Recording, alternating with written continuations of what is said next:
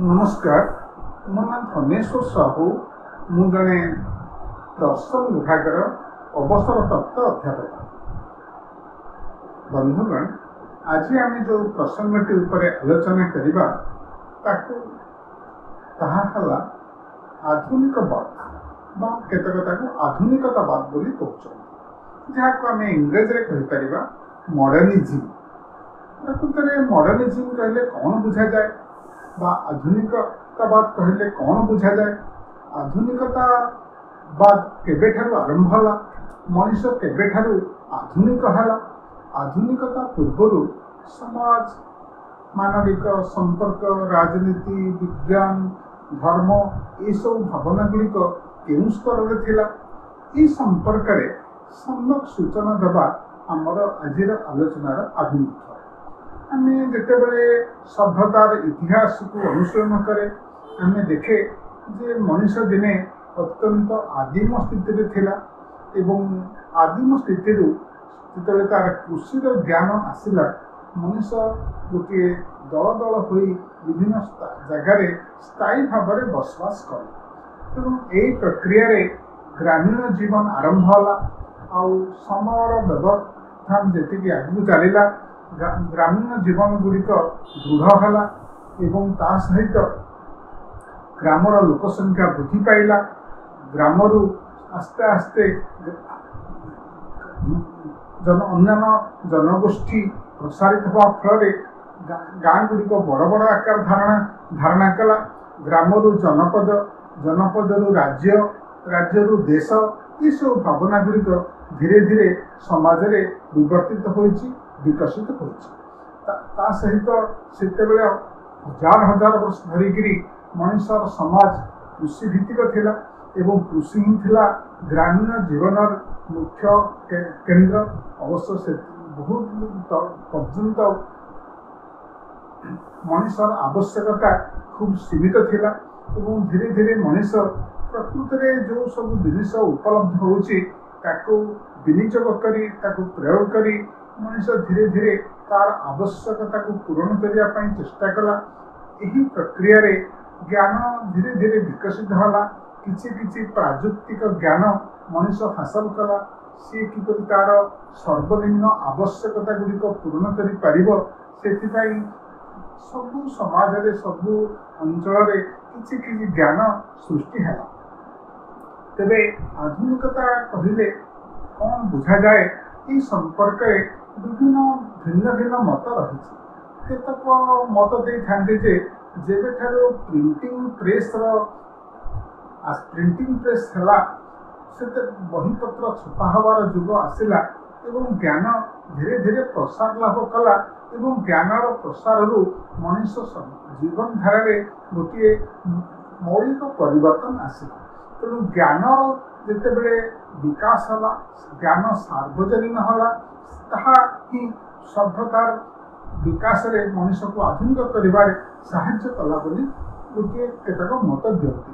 किंतु अधिक समर्थित मत भी होउछि जितेबले यूरोप रे नवजागरण युग आसिला और नवजागरण युग परे जितेबले तार द्वितीय भाग रे जितेबले ज्ञानदीप्तर ए युग आसिला, जहाँ इंग्रेजी रे एज ऑफ एनलाइटनमेंट कह जाउछि, सेठारु विज्ञानर विकास पर्व आरंभ होला एवं ता पूर्वर विज्ञान संपर्क में मनुष्य विशेष ज्ञान नथिला। तेज आधुनिक विज्ञानर विकास पर्व 17 शताब्दी ठारू आरंभ होला एवं विज्ञान आरंभ पर्व में अनेक नुआ नुआ चमकप्रद जिनिस प्रकृति विषय मनुष्य जानिबा को समर्थ होला। बहु दिन पर्यंत मनुष्य भावुला जे सूर्य हूँ स्थिर एवं पृथ्वी घूर्णनशील। एपरिकी आरिस्टोटल भली महान दार्शनिक मैंने विश्वास करुले और यह सर्वसाधारण सार्वजनीन विश्वास थिला जे सूर्य घूर्णनशील। कहीं आम सकाळे सूर्य को गोटे स्थान देखे, मध्याह्न आउ गोटे स्थान देखे, संध्या आगमन बेले को अपराह्न आउ गोटे स्थान देखे। तेणु सूर्य जे विभिन्न जगह आमको देखा जाउछि, एई दृष्टि धारणा होइतिला जे सूर्य प्रकृत में घूर्णनशील। आस्ते आस्ते भावना विज्ञान स्तर में आसला जे पृथ्वी हूँ घूर्णनशील और सूर्य हूँ स्थिर। कोपर्निकस बोली जड़े वैज्ञानिक प्रथम ये सिद्धांत देले एवं कोपर्निकस जो सिद्धांत देले से सिद्धांत को आउ जड़े दार्शनिक न्यूटन ताको विज्ञान स्तर में प्रमाण करने को लगे। किंतु 17श शताब्दी विज्ञान रे गोटे बड़ परिवर्तन है। न्यूटन नामक जड़े जड़े वैज्ञानिक सी सारा विश्व ब्रह्मांडर गोटे वैज्ञानिक विश्लेषण करने को समर्थ हेले एवं न्यूटन जो सब उद्भावन आविष्कार कले एवं प्रकृति संपर्क में जो नुआ नुआ तथ्य जो नुआ नुआ ज्ञान देले से गोटे विज्ञान क्रम विकास धारा त्वरान्वित होगा लगिला। तेणु आधुनिक विज्ञान को बहु अवदान देथिबा जड़े वैज्ञानिक हेले न्यूटन जहाँ आधुनिक विज्ञान त्वरान्वित भाव में विकसित है। जो विज्ञान स्तर में गोटे बड़ मौलिक चिंता चेतनार अवतारणा कले न्यूटन से जड़े दार्शनिक होती रेन डेकार्ड्स आउ से रेन डेकार्ड्सଙ୍କର भावधारा को लेकर से 17श शताब्दी दर्शन क्षेत्र में गोटे नुआ नुआ विचार आसला। ज्ञान लाभ क्षेत्र में डेकार्ड्स सर्वदा निजर विचार बुद्धि को निजर रिजनिंग को मानवीय रिजनिंग को सबुठार उच्च स्थान देले। ये विशाल विश्व को आम किपर जानिबार मानदंड होची आमर विचार शक्ति आमर चिंता शक्ति आमर रिजनिंग। तेणु डेकार्ड यही जो सिद्धांत आरंभ कले से गोटे आधुनिक दर्शनर विकास पर्व आरंभ है। डेकार्ड पूर्वर सारा पृथ्वी रे धर्मर अखंड प्रभाव रही एवं धर्मभित्तिक समाज सबुठी रही लोक विश्वास थिला जे धर्मग्रंथ जहाँ लिखा जाइछि सेगुड़िक हूँ चिरंतन भाव में सत्य सेगुड़िक ईश्वरदत्त ज्ञान सेगुड़िक केभेले मिथ्या हो नाही। ता सहित आहुरी विश्वास थिला जे मनुष्य समाज पई जेतिकी ज्ञान आवश्यक सेतिकी ज्ञान ईश्वर धर्मग्रंथ तेणु धर्मग्रंथर बाणी को मनुष्य दीर्घ दिन धरिकी शाश्वत चिरंतन बोली मन करुला। किंतु यही विचारधारा परिवर्तन है। आस्ते आस्ते मनुष्य भाविला जे ना तार निजस्व विचार निजस्व चिंता निजस्व रिजनिंग प्रयोग करी से विश्व ब्रह्मांड को विश्लेषण करने को प्रयास कला। यही पृष्ठभूमि में से 17श शताब्दी आउ जड़े राजनीति विशारदर आविर्भाव है जहाँ को आम थॉमस हॉब्स कहूचे एवं थॉमस हॉब्स गोटे राजनैतिक उदारवादर चित्र देले पूर्वर तो सारा पृथ्वी रे राजतंत्र थिला सामंतवाद थिला एवं समाजर किसी व्यक्ति अत्यंत उच्च स्थान रहुले और सारा पृथ्वी रे गोटे वैषम्यमूलक समाज विकसित होता। तेणु ये चिंता राज्य रे किछि नुआ नुआ विचार सृष्टि कले और से विचार को केन्द्र करी सभ्यतार गोटे नुआ रूप नेला। तेणु 17श शताब्दी गोटे विज्ञान विकास पर्व आधुनिक विज्ञान आधुनिक दर्शन विकास यात्रा और राजनैतिक चिंता स्तर में किछि नुआ नुआ विचार यही समय सृष्टि है। ता सहित अष्टादश शताब्दी जेम्स वाट बोली जड़े वैज्ञानिक जहाँ कह जाए आधुनिक प्रजुक्तिर जनक। आधुनिक प्रजुक्तिर जनक कहबार मुख्य कारण होउछि जे विज्ञान माध्यम जो नियम गुड़िक प्राकृतिक नियम गुड़िक जना पड़ा से प्राकृतिक नियम गुड़िक प्रयोग करी मनुष्य जीवन आवश्यकता को पूरण करने किसी जंत्रपाति निर्माण करवा। तेणु जितेबले आस्ते आस्ते जंत्रपातिर निर्माण है जो प्रक्रिया रे जेम्स वाट प्रथमे बाष्पचालित इंजिन बाहर कले एवं ताहा द्वारा आस्ते आस्ते सारा पृथ्वी रे गोटे प्रजुक्तिर जुग एज ऑफ टेक्नोलॉजी आरंभ है। तार प्रक्रिया रे इंग्लैंड प्रथमे गोटे शिल्प विप्लवर जुग आसला। शिल्प विप्लवर जुग आसला परे बड़ बड़ कल कारखाना सब स्थापित है एवं आगे सारा पृथ्वी रे गोटे ग्रामीण समाज थिला एवं ग्रामीण समाज रे कृषि और कुटीर शिल्प थिला ग्रामीण जीवन धारार मुख्य आयुध बा मुख्य प्रक्रिया। किंतु आस्ते आस्ते जिते बड़े बड़ बड़ शिल्प कल कारखाना स्थापित है से शिल्प और कल कारखाना स्थापित होबार परिणाम ग्रामीण अर्थनीति सारा यूरोप रे आस्ते आस्ते भुशुड़ी पड़ा लगला। ग्रामर अनेक लोक कुटीर शिल्प द्वारा निजर आवश्यकता पूरण करने को समर्थ हेले ना। तेणु ग्रामर लोक मैंने निज गाँव में निजर वृत्ति हराई से सहर को आसवाई बाध्य हेले और सहरी जीवन आस्ते आस्ते बढ़ी चलला। कल कारखाना विस्तारित है। कल कारखाना सबू जिनस मनुष्य प्रस्तुत करने उत्पादन करने समर्थ है। तेणु यही प्रक्रिया जिते चलला गोटे समाज रे गोटे तुमूल परिवर्तन धारा अर्थनीति क्षेत्र में समाज रे गोटे तुमूल परिवर्तन धारा सृष्टि है।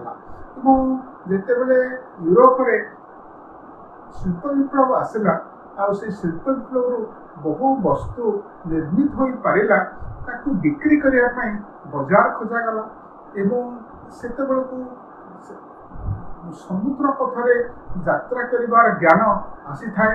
तेणु यूरोपीय वणिज माने विभिन्न भूखंड को व्यापार करने उद्देश्य गले एवं विशेषकर एशिया आफ्रिका दक्षिण अमेरिका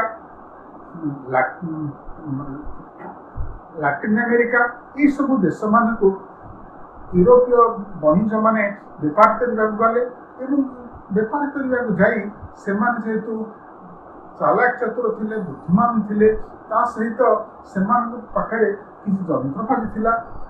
सेमाने धीरे धीरे से अंचल मान जो अंचल को व्यवसाय करने जाइथिले से अंचल राजनीति को सेमाने नियंत्रण कले। राजनीति को नियंत्रण करने द्वारा पृथ्वी में गोटे साम्राज्यवादर जुग आरंभ है। जिते सामंतवाद और राजतंत्र से सामंतवाद थिला राजतंत्र थिला ता सहित साम्राज्यवाद आस्ते आस्ते आसला।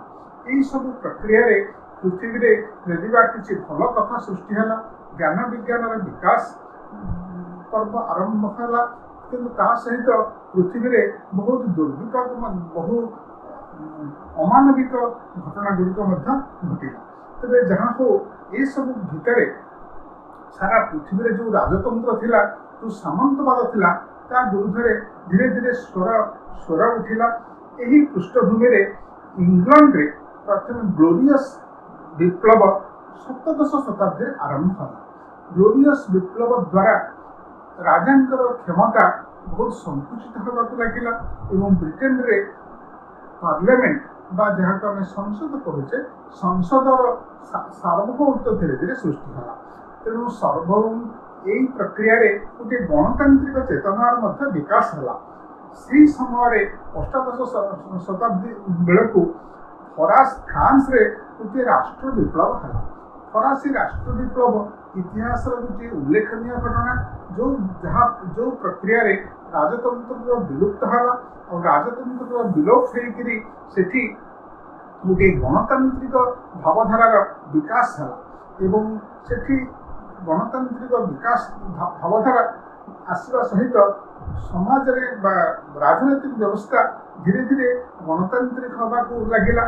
और से समय अमेरिका रे जो ब्रिटिश साम्राज्यवाद थिला ता विरुद्ध स्वर उठिला और ब्रिटिश साम्राज्यवाद को हटाई अमेरिका रे गोटे विप्लव माध्यम गणतांत्रिक भावधारार विकास है। तेणु राजनीतिक क्षेत्र में गोटे बड़ परिवर्तन है एवं राजनीतिक क्षेत्र में जो बड़ परिवर्तन है तार प्रभाव सारा पृथ्वी में प्रसार लाभ कला एवं जो देश मानक गणतांत्रिक शासन प्रतिष्ठा है सेठी राजतंत्र विरुद्ध स्वर उठिला एवं यह सहित जो सामंतवाद थिला जो राजतंत्र थिला एवं शिक्षा मुष्टिमेय लोकंकर नियंत्रण भितर थिला सबु लोकंकर शिक्षा लाभ करिवार सुजोग सुविधा नथिला ତା ବିରୁଦ୍ଧରେ ମଧ୍ୟ ଗୋଟିଏ ଚେତନା ସୃଷ୍ଟି ହେଲା ଏବଂ ଏହି ପ୍ରକ୍ରିୟାରେ ଶିକ୍ଷା ଧୀରେ ଧୀରେ ସାର୍ବଜନୀନ ହେବାକୁ ଲାଗିଲା।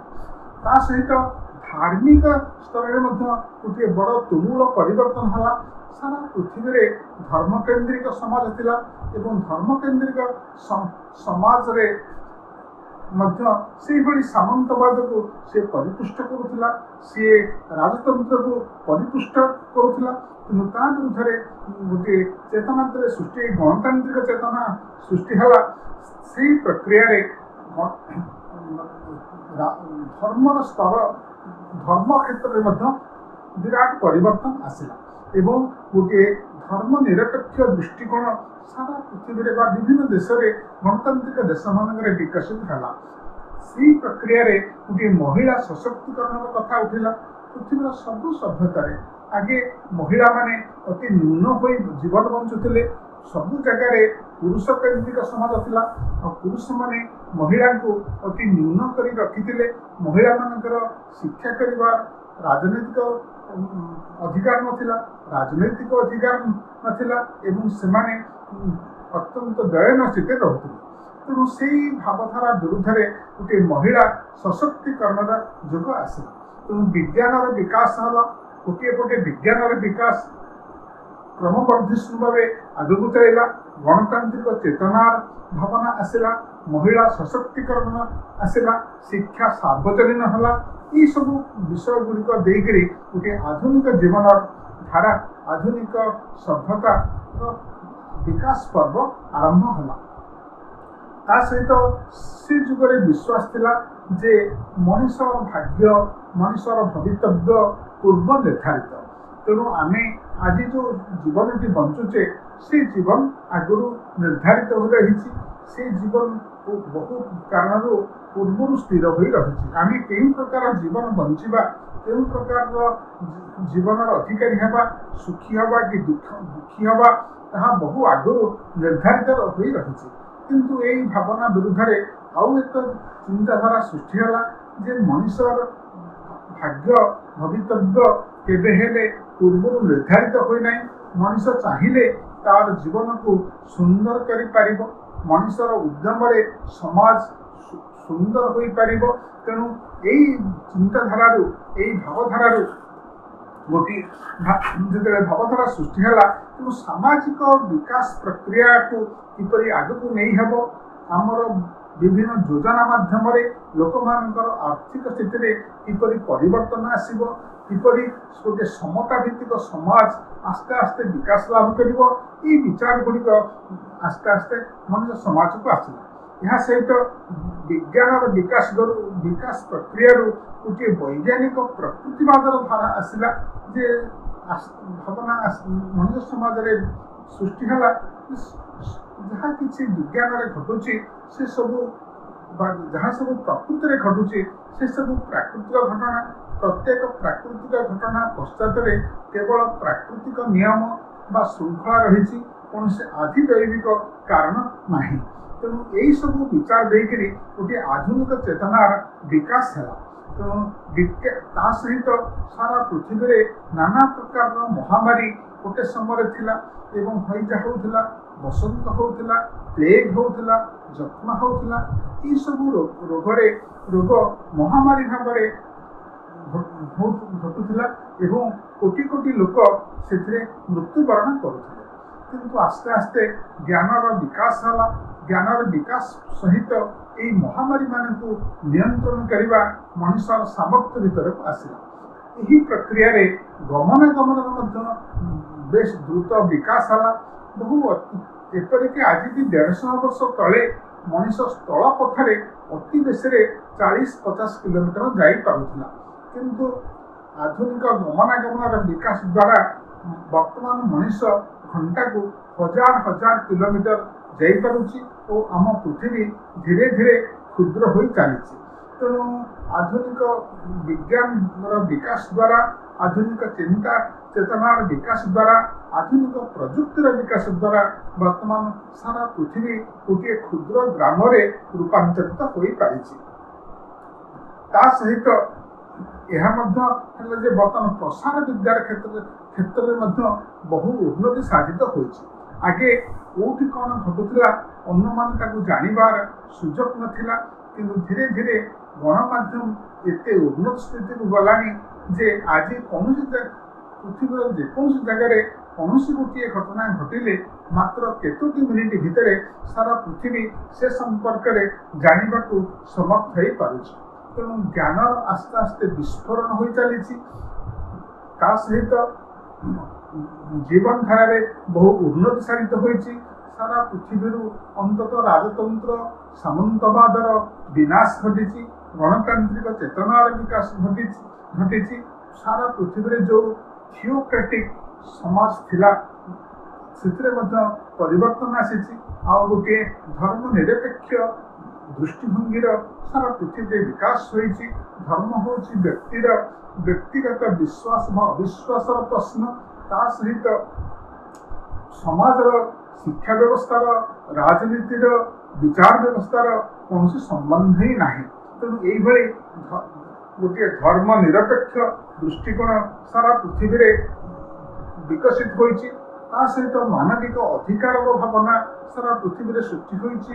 ସବୁ ମଣିଷ ସମ୍ମାନର ସହ କିପରି ବଞ୍ଚିବେ, ସବୁ ଶିଶୁ ସମାନ ହୋଇ ଜନ୍ମ ହୋଇଛନ୍ତି, କିନ୍ତୁ ସାମାଜିକ ବ୍ୟବସ୍ଥାରେ ସାନ ବଡ଼, ଉଚ୍ଚ ନିଚ ଭଳି ଅନେକ ଭେଦଭାବ ରହିଛି।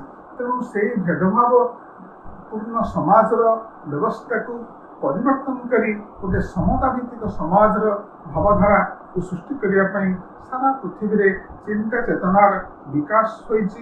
ସବୁ ପିଲା ପାଠ ପଢ଼ିବେ, ସବୁ ପିଲା ମଣିଷ ଭଳି ମର୍ଯ୍ୟାଦା ପାଇବେ, ସବୁ ମଣିଷ ସମାନ ହୋଇ ଜୀବନ ଧାରଣ କରିବେ ଏବଂ ସବୁ ମଣିଷ ସ୍ୱାବଲମ୍ବୀ ହେବେ।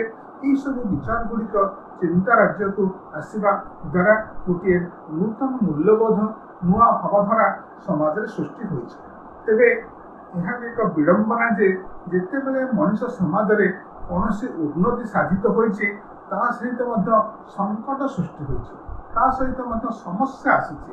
ଯେତେବେଳେ ମଣିଷ ଆଦିମ ସ୍ଥିତିରେ ଥାଉ ବା ଯେତେବେଳେ ମଣିଷ ସଭ୍ୟ ସ୍ଥିତିକି ଆସୁ, ଏପରିକି ଆଜିର ଅତ୍ୟାଧୁନିକ ଯୁଗରେ ମଧ୍ୟ ଆମେ ଦେଖୁଛେ ଯେତେବେଳେ କୌଣସି ନୂଆ କଥା ଆସୁଛି ତା ସହିତ କିଛି ଆନୁଷଙ୍ଗିକ ସମସ୍ୟା, ଆନୁଷଙ୍ଗିକ ସଙ୍କଟ ମଧ୍ୟ ମଣିଷ ସମାଜକୁ ଆସୁଛି।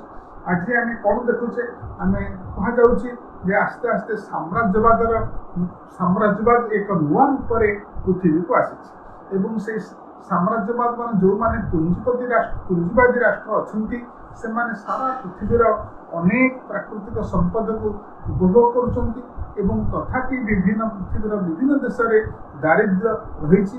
ଆଉ ସେଇ ଦାରିଦ୍ର୍ୟର କାରଣ ହେଉଛି ଯେଉଁ ବିଶ୍ୱ ପୁଞ୍ଜିବାଦ ଯୋଗୁଁ ପୃଥିବୀରେ ଅନେକ ଦାରିଦ୍ର୍ୟର ମଧ୍ୟ ବିକାଶ ହେଉଛି।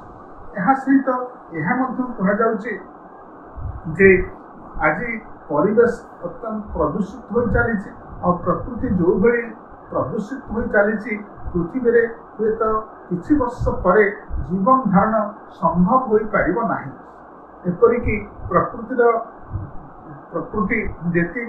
ଯେଉଁଭଳି ଭାବେ ପ୍ରଦୂଷିତ ହୋଇ ଚାଲିଛି, ଆମେ ଯଦି ତାକୁ ନିୟନ୍ତ୍ରଣ ନ କରେ ତାହେଲେ ଏ ପୃଥିବୀ ଦିନେ ଆଉ ଗୋଟେ ମଣିଷ ସମାଜ ରହିବା କଷ୍ଟକର ହୋଇପାରିବ।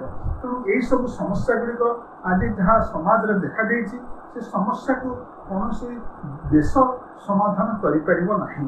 ଏ ସମସ୍ୟା ଗୁଡ଼ିକ ହେଉଛି ସମଗ୍ର ମାନବ ଜାତିର ସମସ୍ୟା ଏବଂ ସେ ସମଗ୍ର ମାନବ ଜାତିର ସମସ୍ୟାକୁ ସମାଧାନ କରିବା ପାଇଁ ଗୋଟିଏ ଆନ୍ତର୍ଜାତିକ ସ୍ତରରେ ଚିନ୍ତାଧାରା ପ୍ରକାଶ ପାଉଛି ଓ ଆନ୍ତର୍ଜାତିକ ଉଦ୍ୟମ ନହେଲେ ଏହି ସମସ୍ୟା ଗୁଡ଼ିକ ଦୂର ହୋଇପାରିବ ନାହିଁ।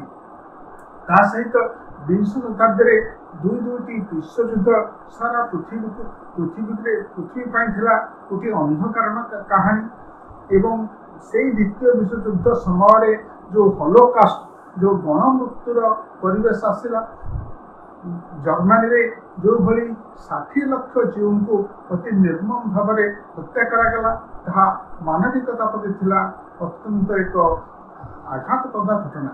ତେଣୁ ସେଇଭଳି ସ୍ଥିତି ପୃଥିବୀରେ କେବେ ନ ଆସୁ, ସାରା ପୃଥିବୀରୁ ଆଣବିକ ଯୁଦ୍ଧର अवसान घटू पृथ्वीर कौन देश निजर प्राकृतिक संपद को आणविक अस्त्र निर्माण करिबारे विनियोग न करंतु ए चिंताधारा वर्तमान सारा पृथ्वी रे विकसित होइछि। तेणु आस्ते आस्ते सभ्यतार विकास होइछि। आधुनिक जुगरु आमे अत्याधुनिक जुग को प्रवेश करुचे। ता सहित आमर जो समस्या गुड़िक रही दूर करने सारा पृथ्वी रे चिंताधारा रे मध्य भावना आसुछि। तेणु एगुड़िक हूँ शुभ लक्षण।